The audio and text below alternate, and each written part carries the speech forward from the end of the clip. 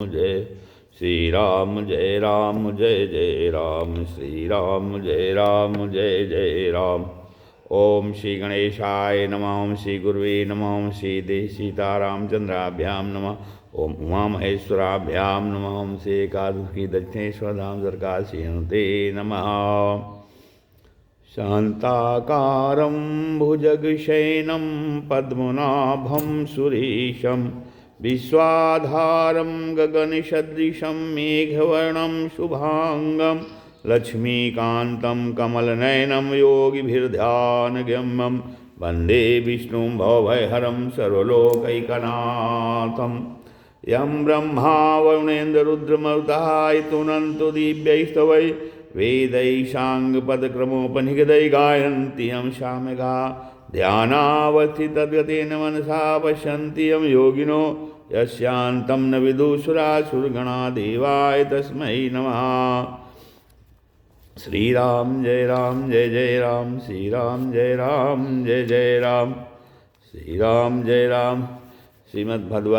भगवद गीता महात्म का पाठ किया जा रहा है। गीता शास्त्रमिदं पुण्यम या पठेत प्रयतः पुमान् विष्णु पद्मवाप्नोति भय शोकादिवर्जितः।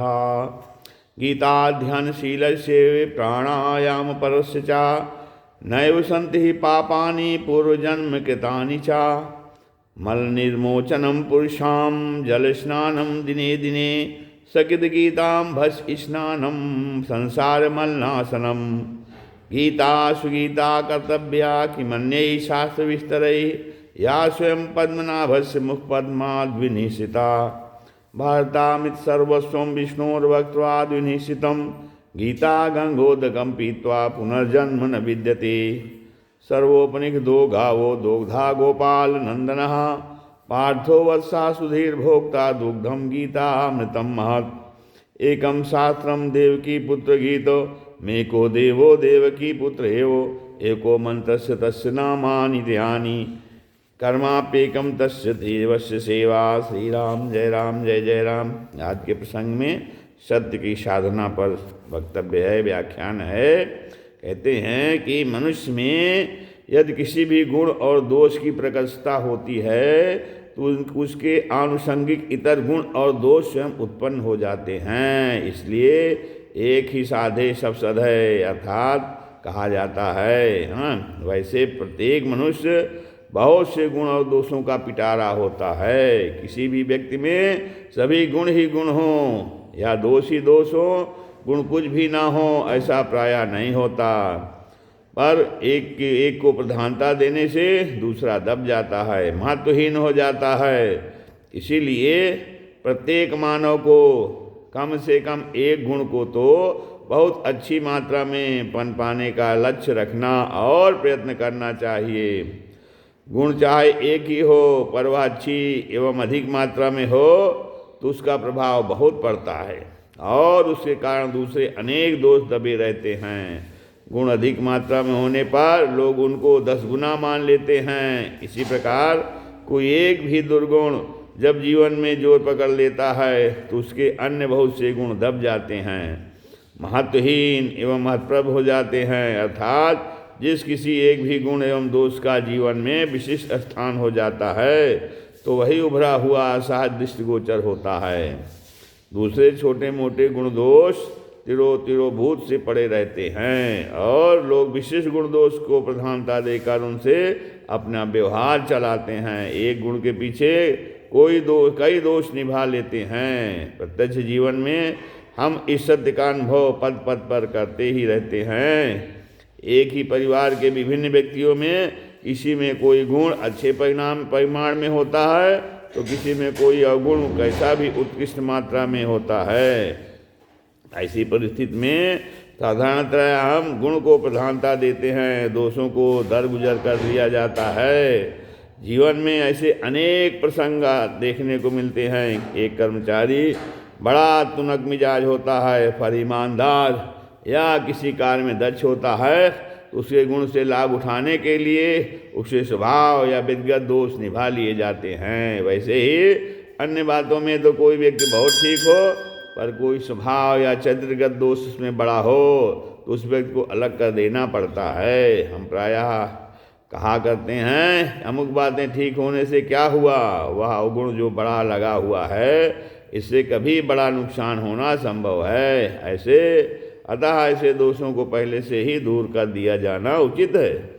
कुछ वर्ष पूर्व एक संत साहित्य के विशिष्ट अनुभवी थे, जिनके मिलने पर आध्यात्मिक साधन और आत्मानुभव प्राप्ति का उपाय पूछा तो कहा था कि मनुष्य आत्मानुभव तथा आत्म साक्षात्कार इसीलिए नहीं कर पाता कि वह जैसी बातें कहता है वैसी साधना नहीं करता। अन्यथा किसी भी एक धर्म की साधना अच्छे रूप से की जाए तो बाकी गुण भी स्वयं सन्निहित हो जाते हैं, स्वयं विकसित हो जाते रहते हैं और दोष जो है धीरे धीरे कम होने लगता है, क्षीण होते चले जाता है। इसलिए एक ही साधे सब सधे। तो जैसे कोई जैन है तो अहिंसा जैन धर्म का प्रधान उपदेश है, उसी को ठीक से साधना कीजिए। जीवन में परीक्षण होने वाली हिंसा भावना को और कार्यों को टटोल कर उन्हें दूर कर हटाइए और विश्व प्रेम प्राणी मात्र के साथ आत्मीय भाव की अवृद्धि, ईर्ष्या घृणा द्वेष को घटाकर भावों की निर्मलता करते रहिए। आप इस एक ही गुण की साधना में जीवन लगा देंगे तो आपकी आत्मा उत्तरोत्तर आगे बढ़ती जाएगी और आगे का रास्ता स्वयं दिखलाई देने लगेगा। किसी एक बात को भी यदि जीवन में उतार लिया जाए या नहीं उतारेंगे तो कोई लाभ नहीं होने वाला है। ऐसी भावना के कुछ शब्द कहकर आचार्य ने जो अपने कार्य में लग गए हैं। विचार करने पर उन्होंने ऐसे थोड़े से शब्दों में ही बहुत बड़ी बात कह दी। ऐसा प्रतीत हुआ, पर उसके लिए भी अपनी तैयारी कहाँ। इस बार उसी सत्य को पुनः एक सादृश्य सुनकर इसलिए स्वयं उसकी साधना न करने पर भी दूसरे जिज्ञास साधक तो उस साधना से लाभ उठावें। इसी अंतर प्रेरणा से अब कुछ दिनों पूर्व जो है एक साधु थे जो बहुत पढ़े लिखे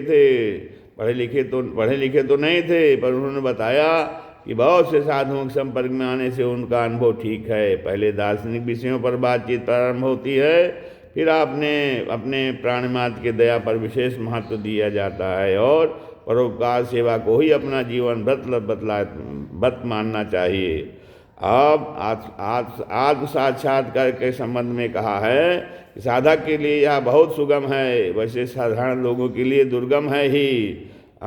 सबसे सरल उपाय ये है कि सत्य की साधना कीजिए। इससे भूमिका यानी चित्त शुद्ध हो जाएगी और व्रत उपवास के द्वारा शरीर की शुद्ध हो जाएगी। फिर रास्ता स्वयं सूझ पड़ेगा, फिर रास्ता स्वयं मिलने लगेगा। और इस पर भी आगे का मार्ग जानना है तो इसकी साधना पर कर लेने से बाद जो है फिर सत्य साधना की करने की विधि कई होती है। पहले महीने में 2 दिन किसी पवित्र तिथि को ही उसकी साधना शुरू करना चाहिए। उस दिन व्रत उपवास किया जाए और दृढ़ निश्चय किया जाए कि आज किसी भी प्रकार का तनिक भी झूठ नहीं बोलूँगा। सत्य की साधना है ये। अब उसी निश्चय को ध्यान में रखते हुए बिल्कुल सचेत रहकर अपना जीवन व्यवहार करना चाहिए।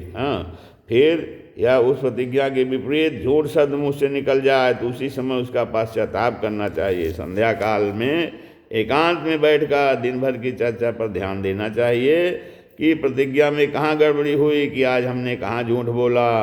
यदि कुछ हो गई तो ध्यान में आए तो उसके लिए कठिन दंड लीजिए। प्रिय से प्रिय खाद्य पदार्थ आदि को छोड़ देना चाहिए या 2-4 उपवास उस दोष शुद्ध के लिए कर डालना चाहिए, जिससे झूठ बोलना छूटता या मंद होता चला जाए। और विचार पूर्वक अंतर निरीक्षण करने पर जिस साधारण असत्य की ओर आपका लक्ष्य नहीं होता वह भी सामने आ जाएगा।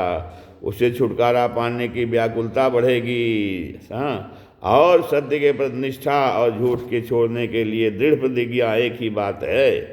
ये दोनों साथ साथ होती है। साधना में जो विघ्न बाधा आती है उसका धैर्य सामना करना चाहिए, विचलित नहीं होना चाहिए।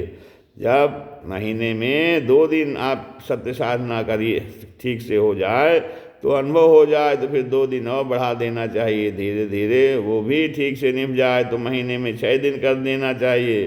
फिर तो सत्य आपका स्वभाव ही बन जाएगा, झूठ अपने आप भाग जाएगा, कमजोरियां नष्ट हो जाएंगी, तेज प्रकट होगा। सत्य के लाभ प्रत्यक्ष और सर्वविदित हैं, इसकी महिमा को सब जानते हैं। धर्म न दूजा सत्य समाना, आगम निगम पुराण बखाना, पर जीवन में उतारते नहीं हैं, सब इसका महत्व महिमा जानते हैं। इसी से हम धर्म से कोसों दूर हैं, तेजहीन हैं। हाँ, सत्य को नारायण मानकर ही सत्यनारायण व्रत को महत्व दिया गया है। साधना करने से इसका प्रभाव स्वयं व्यतीत होगा और आगे का मार्ग चित्त शुद्धि और निर्मलता बढ़ने से स्वयं दिखने लगेगा। उनके चले जाने पर मैं इस पर काफ़ी देर तक विचार करता रहा। हजारों ग्रंथों का सार ही मिल गया। महात्मा गांधी ने भी अपने जीवन में सत्य के प्रयोग स्वरूप ही बतलाया है और सत्य को ही ईश्वर कहा है। महर्षियों ने भी सत्यम ही परमम तपा सत्य में उजयते, सत्य ही परम तप है, सत्यम ही परमम तपः इत्यादि कहा है। सत्य की साधना जीवन को ऊंचा उठा देती है, परमेश्वर बनाती है। अंत में जो है सत्य संबंधी विचार जो है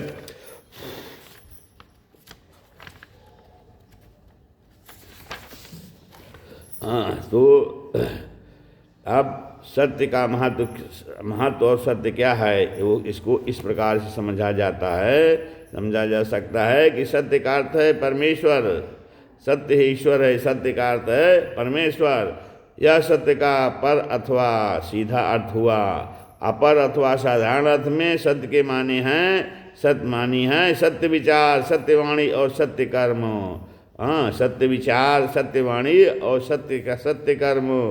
जो सत्य है दूर का हिसाब लगाने से वही हितकर अथवा भला है, इसलिए सत्य अथवा सत्य का भला ही होता है। और जो विचार वाणी और कर्म सत्य है वही सद्विचार और सत्कर्म है। जो विचार हमारी राग द्वेषहीन श्रद्धा और भक्ति युक्त तथा निष्पक्ष बुद्धि को सदैव के लिए अथवा जिन परिस्थितियों तक हमारी दृष्टि पहुँच सकती है उनमें अधिक से अधिक सफलता के लिए उचित और न्याययुक्त प्रतीत हो, वही हमारे लिए सद्विचार है। जो वाणी कर्तव्य रूप हो जाने पर हमारे ज्ञान और जानकारी को सही सही प्रकट करती है और उसमें ऐसी कमी बेसी करने का यत्न नहीं करती कि उससे अन्यथा अभिप्राय भाषित हो, वह सत्यवाणी है। और विचार में जो सत्य है उसके विवेकपूर्वक आचरण का नाम ही सत्य कर्म है। हाँ, चाहे ये कहिए कि पर सत्य को जिसे हमने परमेश्वर कहा है जानने के लिए सत्य साधन है, अथवा यही कहा जा सकता है कि सत्य विचार वाणी और कर्म रूप अपर सत्य पालन की पूर्ण सिद्धि का ही नाम परमेश्वर का साक्षात्कार है। साधक के लिए दोनों में कोई भेद नहीं है।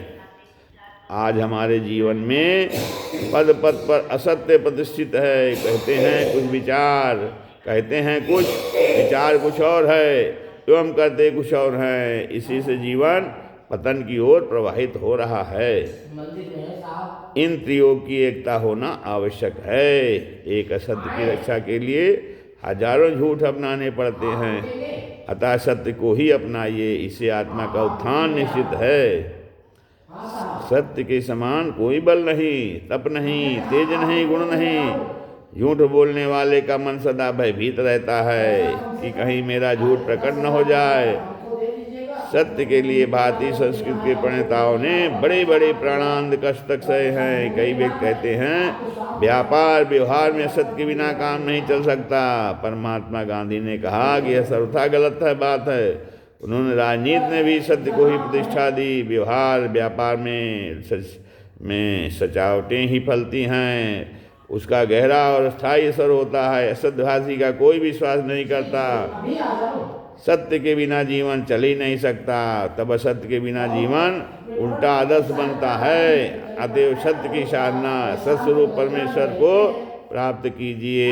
श्री राम जय राम, जय जय राम। श्री राम।